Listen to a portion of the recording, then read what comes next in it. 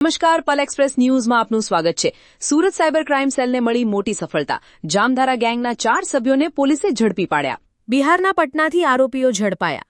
APK file વેચતા હતા આરોપીઓ દ્વારા વેચેલી એપીકે ફાઇલ દ્વારા સાયબર ફ્રોડના ગુનાઓ આચરવામાં આવતા હતા। આ ફાઇલ મોબાઈલમાં ઓપન થતાં જ ફોનની તમામ માહિતી સાયબર ફ્રોડ આચરનારા લોકો સુધી પહોંચી જાય છે। આરોપીઓએ અત્યાર સુધીમાં 1.25 કરોડથી વધુ સાયબર ફ્રોડ દ્વારા નાણાં મેળવ્યા હતા। આરોપીઓએ 31,000 લોકોના મોબાઈલ ડેટા હેક કર્યા હતા। 1 લાખ જેટલા બેંક ટ્રાન્ઝેક્શન આરોપીઓ દ્વારા કરવામાં આવ્યા હતા।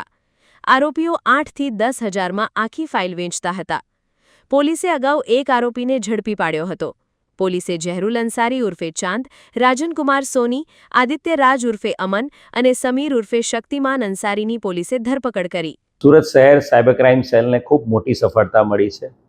એપીકે ફાઇલ જે સાયબર ક્રાઇમની એક મોડસ ઓપરેન્ડી છે ને લેટેસ્ટ ચાલુ વર્ષે 2026માં સમગ્ર દેશમાં એપીકે ફાઇલ મોબાઈલમાં અને અન્ય સોશિયલ મીડિયા પ્લેટફોર્મ મારફતે મોકલીને એની લિંક ક્લિક કરીને સાયબર ક્રાઇમ અને પોતાના જે પૈસા બેંક અકાઉન્ટના તમામ પૈસા જે અકાઉન્ટમાંથી ઉપડી જતા હતા એ સાયબર ક્રાઇમની એક મોટી મોડસ ઓપરેન્ડી એપીકે ફાઇલ છે। અને આ એપીકે ફાઇલ અનુસંધાને એક કમ્પ્લેન્ટ 1930 પર સાયબર ક્રાઇમ પોલીસ સ્ટેશનને મળી હતી અને એ કમ્પ્લેન મે મહિનામાં જે કમ્પ્લેન મળી હતી એમાં ડિટેલ ઇન્વેસ્ટિગેશન કરીને સુરત શહેરની સાયબર ક્રાઇમના ડીસીપી વિશાખા જૈન અને એમના માર્ગદર્શન હેઠળ તમામ અધિકારીઓએ થરો ઇન્વેસ્ટિગેશન ટેકનિકલ ઇન્વેસ્ટિગેશન કરેલું હતું ને એના આધારે ઉત્તર પ્રદેશથી આ એપીકે ફાઇલનો મેઇન માસ્ટરમાઇન્ડ ડેવલપર રોહિત શાક્યા એને ગયા મહિને પકડી પાડવામાં આવ્યો હતો।